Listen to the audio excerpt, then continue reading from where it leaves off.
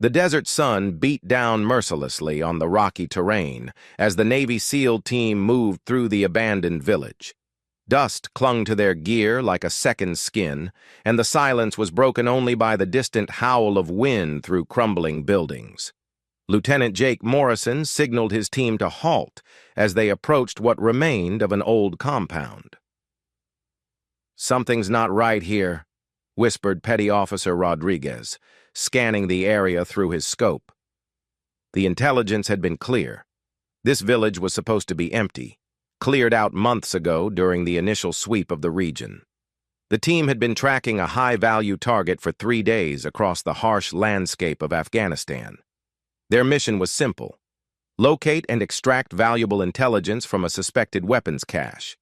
But as they moved deeper into the compound, Morrison noticed something that made his blood run cold. Fresh, disturbed earth near what appeared to be a collapsed building caught his attention. The soil was different here, darker, recently moved. It wasn't the natural settling of debris from months of abandonment. Someone had been digging. "Check that out," Morrison pointed to the suspicious mound. "Looks like someone's been busy." Sergeant Collins, the team's explosives expert, approached carefully with his metal detector. The device remained silent as he swept over the area, ruling out buried ordnance. But as he got closer to the center of the mound, he froze. "Sir, I'm getting something weird here," Collins called out, his voice tight with tension. "It's not metal. It's movement." The entire team tensed. In a war zone, movement under the earth could mean many things, most of them dangerous. Could be an enemy fighter hiding in a tunnel system. Could be a booby trap waiting to be triggered. Morrison made the call that would change everything. "Clear the area and dig, carefully." Using their entrenching tools, the SEALs began to carefully remove the loose soil. What they found underneath defied all expectations. A piece of torn fabric emerged first, then what looked like part of a military uniform. But it was the weak, barely audible sound that stopped them all in their tracks. Someone was breathing down there. "Jesus Christ," whispered Rodriguez. "There's someone alive under here." Morrison's training kicked in immediately. "Rodriguez, establish security. Collins, keep digging but watch for booby traps. Williams, get on the radio and call for immediate medical evacuation." As they dug deeper, more details emerged. The person buried beneath the earth was wearing what appeared to be an old military uniform, but not one any of them recognized immediately. The fabric was weathered and torn, stained with blood and dirt. Most shocking of all, the person was still breathing, though barely. "How long could someone survive buried like this?" Williams asked, his voice filled with disbelief. "Depends on air pockets, weather conditions, physical condition," Morrison replied grimly. "But based on the state of this soil, we're looking at least several days, maybe more." As they carefully cleared more debris, a face emerged from the darkness. It was the face of a man, probably in his 60s, with gray hair matted with blood and dirt. His eyes were closed, but his chest rose and fell with shallow, labored breaths. Most remarkably, despite his dire condition, there was something unmistakably strong about his features, something that spoke of a lifetime of service and sacrifice. "This guy's been through hell," Collins observed, carefully brushing dirt away from the man's face. "But he's a fighter. Look at him, still breathing after being buried alive." Morrison studied the uniform more closely as they continued their careful excavation. There were insignia he didn't immediately recognize, patches that looked like they belonged to units from decades past. But there was something else, something that made his heart skip a beat. On the man's left breast pocket, barely visible through the dirt and damage, was a name tape. "Rodriguez, come here," Morrison called urgently. "Look at this name tape. Can you make it out?" Rodriguez leaned in closer, using his flashlight to illuminate the faded letters. His eyes widened as he read the name aloud, his voice barely above a whisper. "McReynolds." The name hit the team like a physical blow. Every SEAL knew that name. Every member of the Special Operations community had heard the stories. McReynolds wasn't just any soldier. He was a legend, a man whose exploits had become the stuff of military folklore. But according to official records, he had been declared missing in action over 15 years ago during a classified operation in this very region. "That can't be right," Williams said, shaking his head in disbelief. "McReynolds has been MIA for decades. He'd be old enough to be our grandfather." But as they looked at the unconscious man they were carefully extracting from his earthen grave, the pieces began to fit together. The age was right. The build matched the descriptions they'd heard in countless stories told in quiet barracks and training facilities. This wasn't just any buried soldier. If their identification was correct, they had just discovered one of the most legendary figures in Special Operations history. "We need to get him out of here now," Morrison ordered, his voice taking on new urgency. "If this is who I think it is, we're not just saving a life, we're bringing home a hero who's been lost for longer than most of us have been in the military." The evacuation became a race against time. The man's vital signs were weak but steady, and every minute counted. As the helicopter thundered overhead, preparing to land in the clearing they had designated as their extraction point, Morrison couldn't shake the feeling that they had stumbled upon something much larger than their original mission. How had McReynolds ended up buried in this remote location?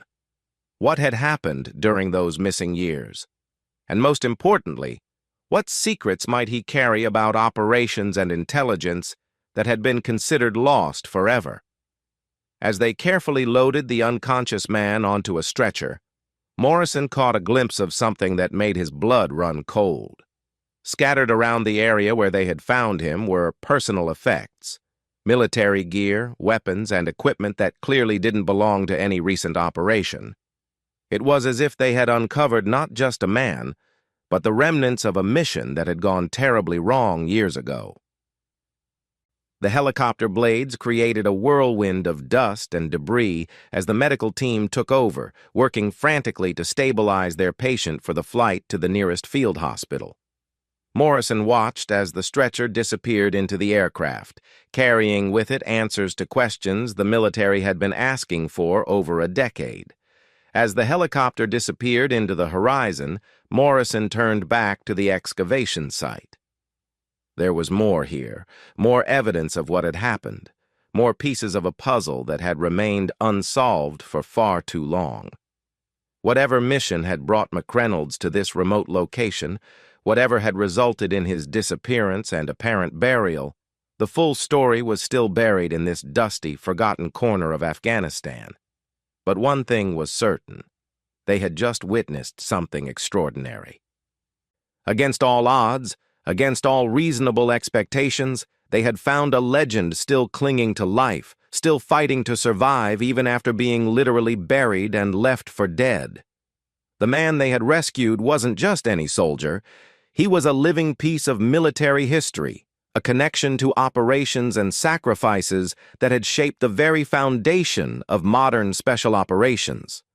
The real questions would come later, when McReynolds was stable enough to tell his story.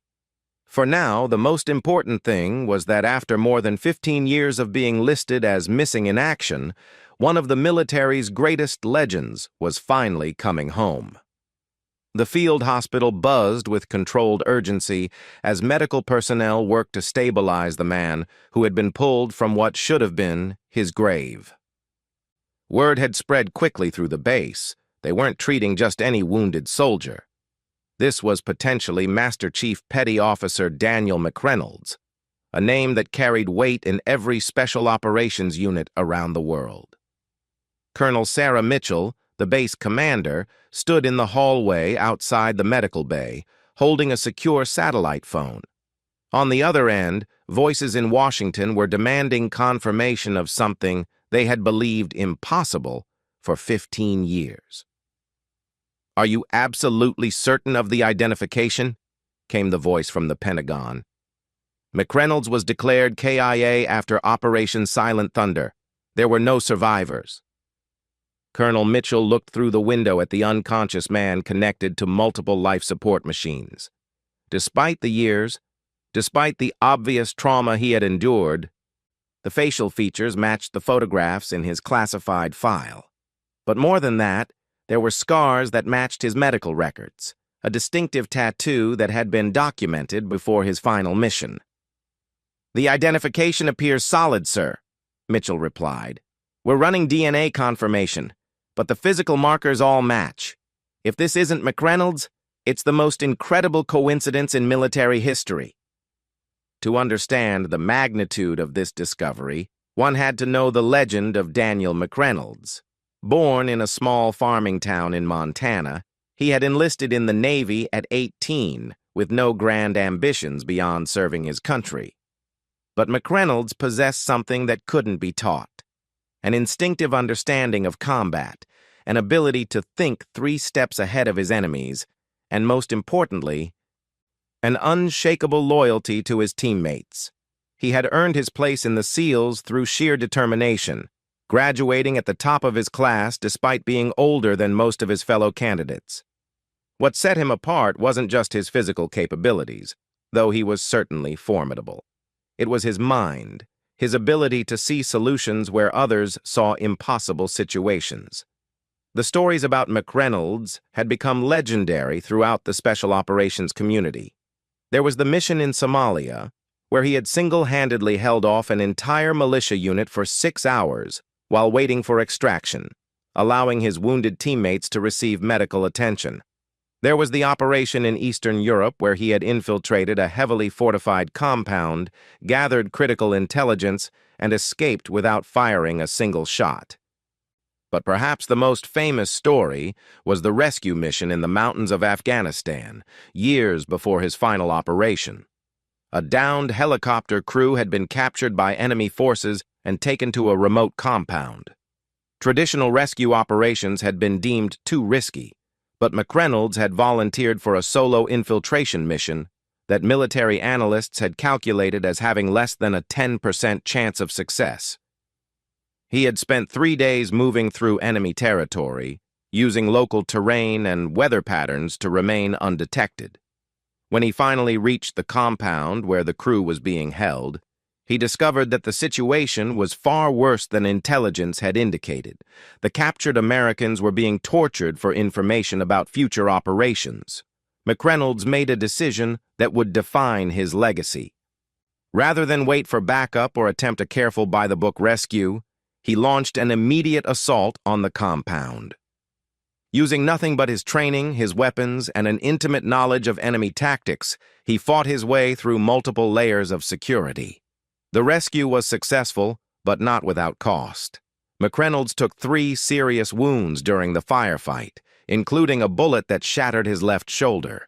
Despite his injuries, he personally carried the most severely wounded crew member to the extraction point, a grueling 2-mile trek through mountainous terrain while under sporadic enemy fire.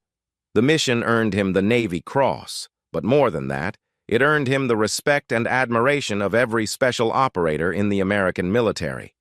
Stories of his tactical brilliance, his unwavering courage, and his absolute commitment to bringing his people home spread throughout the community.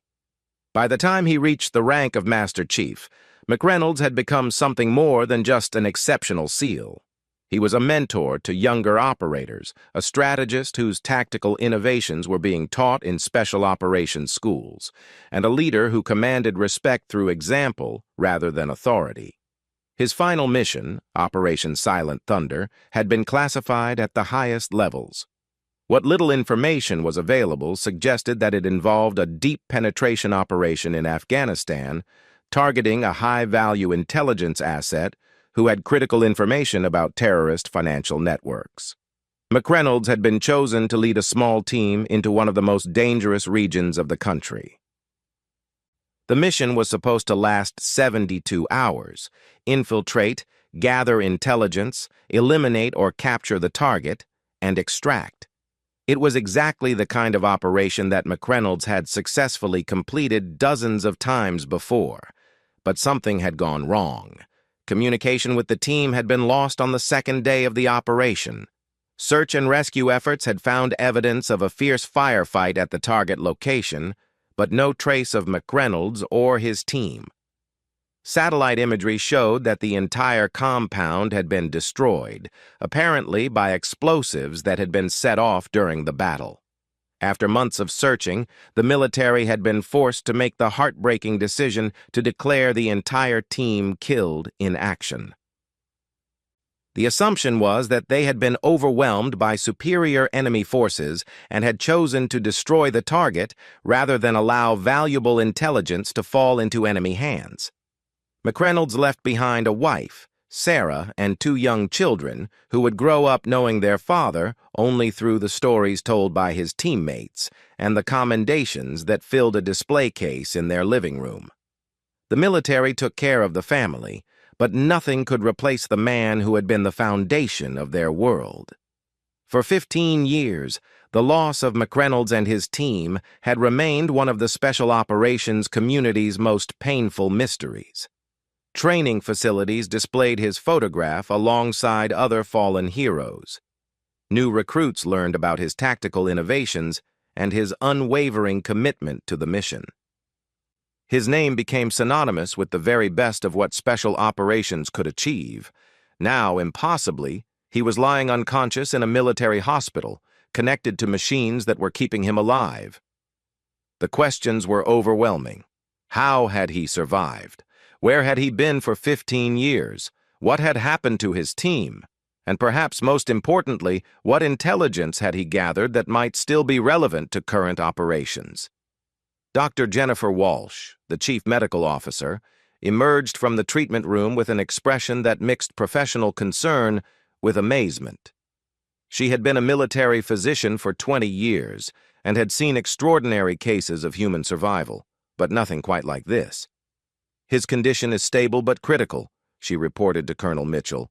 "Severe dehydration, multiple old fractures that healed without proper medical attention, extensive scarring consistent with torture or prolonged captivity." But here's what's remarkable. Despite everything he's been through, his core physical condition suggests he's been maintaining some level of fitness. This isn't a man who's been sitting in a prison cell for 15 years. "What does that mean?" Mitchell asked. "It means he's been active, possibly even operational, during at least part of his missing years. The muscle memory is still there, the reflexes. His body shows signs of recent combat training, not just survival." The implications were staggering. If McReynolds had been active during his missing years, what had he been doing? Had he been operating under deep cover? Had he been captured and somehow escaped? Or was there something else? Something that would rewrite the understanding of what had happened during Operation Silent Thunder. As medical personnel continued their work, word of the discovery reached the highest levels of the Pentagon and beyond. Plans were already being made for a full debriefing once McReynolds was stable enough to communicate. Intelligence analysts were pulling files that hadn't been accessed in years, trying to piece together any clues that might help explain the impossible. But for now, the most important thing was keeping alive the man who had already cheated death more times than anyone had a right to expect. The legend of Daniel McReynolds had been built on his extraordinary service and ultimate sacrifice. Now, against all odds, that legend was breathing in a hospital bed, carrying with him secrets that could reshape everything the military thought it knew about one of its greatest heroes. The story was far from over. In fact, as medical monitors beeped steadily in the background, recording the vital signs of a man who shouldn't exist, it was becoming clear that the most extraordinary chapter of the McReynolds legend was just beginning to be written. 3 days after his rescue, Daniel McReynolds opened his eyes for the first time in what the medical team estimated had been nearly a week of unconsciousness. The first thing he saw was a concerned face he didn't recognize. Dr. Walsh, who had been monitoring his condition around the clock. "Take it easy," she said gently as he tried to sit up. "You're in a secure medical facility. You're safe." McReynolds' voice was barely a whisper, his throat raw from dehydration and trauma. "My team," he managed to croak. Where is my team? The question hit Dr. Walsh like a physical blow. How do you tell a man who has been missing for 15 years that the world has moved on without him? How do you explain that the teammates he was asking about had long ago been declared killed in action, that their families had grieved and moved forward, that their children had grown up without fathers? Let's focus on you right now, Dr. Walsh replied carefully. You've been through a serious trauma. We need to make sure you're stable before we discuss anything else. But McReynolds wasn't a man who could be easily deflected. Even in his weakened state, his mind was sharp, his instincts intact. He looked around the medical bay, noting the modern equipment, the digital displays, technology that hadn't existed during his last clear memories. "What year is it?" he asked, though his expression suggested he already suspected the answer would be shocking. Dr. Walsh glanced toward the observation window where Colonel Mitchell was watching. The colonel nodded slightly, giving her permission to proceed with the truth. "It's 2023, Dr. Walsh said gently. "You've been missing for over 15 years. The silence that followed was profound. McReynolds stared at the ceiling, his breathing steady but his eyes filled with a pain that had nothing to do with his physical injuries. 15 years. His children, who had been 8 and 10 when he left for his final mission, would now be adults. His wife Sarah would have lived more than half their married life believing he was dead. "They think I'm dead," he said. Not a question, but a statement of fact. "Yes," Dr. Walsh confirmed. "Everyone thinks you're dead. Your team, your family, the entire military. You were declared killed in action after Operation Silent Thunder." McReynolds closed his eyes, and for a moment, Dr. Walsh thought he had lost consciousness again. But when he opened them, there was a determination there that reminded her why this man had become legendary in the first place. "I need to tell someone what happened," he said. "There are things people need to know." Over the next several hours, as McReynolds' strength gradually returned, the story began to emerge. It was a tale that defied belief, a 15-year odyssey of survival, capture, escape, and ultimately, a mission that had continued long after anyone believed it was possible. Operation Silent Thunder had indeed gone wrong, but not in the way anyone had imagined. The team had successfully infiltrated the target compound and discovered something far more significant than the financial intelligence they had been sent to gather. They had uncovered evidence of a massive terrorist network that was planning coordinated attacks across multiple countries, operations that would have made September 11th look small by comparison. "We found everything," McReynolds explained to the team of debriefers who had been hastily assembled. "Names, locations, funding sources, operational plans. It was intelligence that could have prevented years of terrorist attacks. But we also knew that if we tried to extract with it, we'd never make it out alive." The compound had been more heavily defended than intelligence had indicated. During the firefight that followed their discovery, McReynolds' team had been separated. In the chaos, he had made the decision that would define the next decade and a half of his life. "I stayed behind to make sure the intelligence got out," he continued. "My team had the critical data, but they needed time to reach the extraction point. I drew the enemy's attention, made them think I was the primary target." What followed was a harrowing tale of capture, torture, and eventually, escape. McReynolds had been taken prisoner by the terrorist network, which had quickly realized the value of what he represented. For months, they had attempted to extract information from him about American operations, about his team's mission, about the intelligence they had gathered. But McReynolds had given them nothing. Drawing on reserves of strength and determination that even he didn't know he possessed, he had endured torture, psychological manipulation, and constant threats against his family. Throughout it all, he had maintained the hope that his team had successfully delivered the intelligence and that his sacrifice had meaning. His escape, when it finally came, had been as remarkable as his survival. Using skills honed through decades of special operations training, he had gradually gained the trust of one of his guards, a young man who had grown disillusioned with the terrorist cause. Together, they had planned and executed an escape that took them through some of the most dangerous territory in Afghanistan. "I thought I was going home," McReynolds said, his voice heavy with emotion. "But when we reached what I thought was a safe area, I discovered that my team hadn't made it to extraction. The intelligence we died to protect had died with them." What followed was perhaps the most extraordinary part of his story. Rather than attempt to make contact with American forces and return home, McReynolds had made a decision that spoke to the very core of who he was as a soldier and as a man. He decided to finish the mission.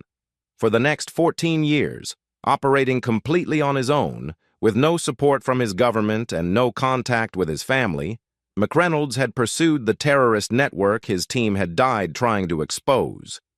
Using the intelligence they had gathered and his own skills as an operator, he had systematically dismantled the organization piece by piece. "I couldn't come home knowing that their deaths had been for nothing," he explained. "I couldn't face Sarah and tell her that I had given up on finishing what we started." The list of his accomplishments during those missing years read like something out of a spy novel. He had prevented at least 6 major terrorist attacks, eliminated dozens of high-value targets, and gathered intelligence that had led to the disruption of terrorist financing operations worth hundreds of millions of dollars. Most remarkably, he had done it all while maintaining complete operational security, never revealing his identity or his connection to the American military. "The local people knew me as Ahmad," McReynolds said with a slight smile. "I became something of a legend in the region, a ghost who appeared whenever the terrorists thought they were safe." His final operation, the one that had nearly cost him his life, had been his most ambitious. He had discovered that the remaining leadership of the terrorist network was planning a meeting in the compound where he had originally been captured 15 years earlier. It was an opportunity to end the organization once and for all, but it was also a trap. "They knew someone was hunting them," McReynolds explained. "They used the meeting as bait, hoping to draw out their mysterious enemy. I knew it was a trap, but I also knew it was my only chance to finish what my team had started." The battle that followed had been epic. McReynolds, now in his 60s but still formidable, had faced overwhelming odds in the very place where his nightmare had begun. He had succeeded in eliminating the terrorist leadership, but the effort had nearly killed him. Severely wounded and with no way to escape, he had taken shelter in a concealed bunker beneath the compound. "I thought I was going to die there," he said simply. "I had accomplished the mission, but I didn't think anyone would ever know. I made peace with that." But fate, or perhaps divine intervention, had other plans. The compound had been partially destroyed in the battle, and subsequent bombing by coalition forces had buried the entrance to his hiding place. For days, he had survived on emergency supplies and rainwater that seeped through the rubble, growing weaker but never giving up hope. "I heard the helicopters," McReynolds said, his eyes bright with emotion. "When I realized they were American, I knew I had to try to signal them. I used my emergency beacon even though the battery was almost dead." The weak signal had been detected by Lieutenant Morrison's team, leading to the miraculous rescue that had brought one of America's greatest heroes back from the dead. News of McReynolds' survival and the extraordinary story of his missing years spread quickly through the special operations community. Plans were immediately made for his reunion with his family, though the logistics were complicated by the need to maintain operational security and protect the families who had spent 15 years believing he was dead. The reunion, when it finally happened, was held at a secure facility in Germany. Sarah McReynolds, now 58 and remarried to a man who had helped her raise Daniel's children, received the news in a phone call that began with the words, "Every military wife both hopes for and fears." "Mrs. McReynolds, this is Colonel Mitchell with the Department of Defense. I'm calling to inform you that your husband, Master Chief Daniel McReynolds, has been found alive." The reunion was emotional beyond description. Sarah, who had remarried but never stopped loving the man she thought she had lost, broke down completely when she saw him. His children, now adults with families of their own, struggled to reconcile the father they remembered with the weathered, scarred man who stood before them. But despite the years and the changes, the essential connection remained. McReynolds was still their husband and father, still the man who had sacrificed everything for his principles and his country. The tears, when they came, were tears of joy mixed with the profound sadness of all the years that had been lost. "I never stopped hoping," Sarah whispered as they held each other for the first time in 15 years. "I remarried because I had to move on for the children, but I never stopped hoping you'd come home." The debriefing process took weeks. As intelligence analysts worked to verify and catalog the extraordinary amount of information McReynolds had gathered during his years in the field. The intelligence he provided led to the disruption of terrorist cells that intelligence agencies hadn't even known existed. More importantly, his story provided closure for the families of his team members. For 15 years, they had wondered what had happened to their loved ones, whether they had suffered, whether their deaths had meaning. Now they knew that their sacrifice had not been in vain, that the mission they died for had ultimately been completed by their team leader, even though it had taken him 15 years to do it. The military offered McReynolds a full pension, a promotion to senior chief, and any assignment he wanted. But after consulting with his family, he made a different choice. He requested retirement and the opportunity to finally come home. At his retirement ceremony, attended by special operations personnel from around the world, McReynolds stood before the assembled crowd in his dress uniform, wearing decorations that included the Congressional Medal of Honor, awarded for his extraordinary service during his missing years. "I didn't do anything that any of you wouldn't have done," he said in his speech. "I just got lucky enough to survive long enough to finish the mission. The real heroes are the men who died making sure I had that chance." As he walked away from military service for the final time, accompanied by his family, Daniel McReynolds carried with him the satisfaction of knowing that he had kept faith with his teammates, his country, and himself. The legend had become reality, but more than that, the man had finally come home. The story of his 15 years in the wilderness would be told and retold in special operations training facilities around the world, a testament to the power of determination, loyalty, and an unwavering commitment to the mission. But for McReynolds himself, the most important part of the story was the simplest. After 15 years of being buried, both literally and figuratively, he was finally truly alive again.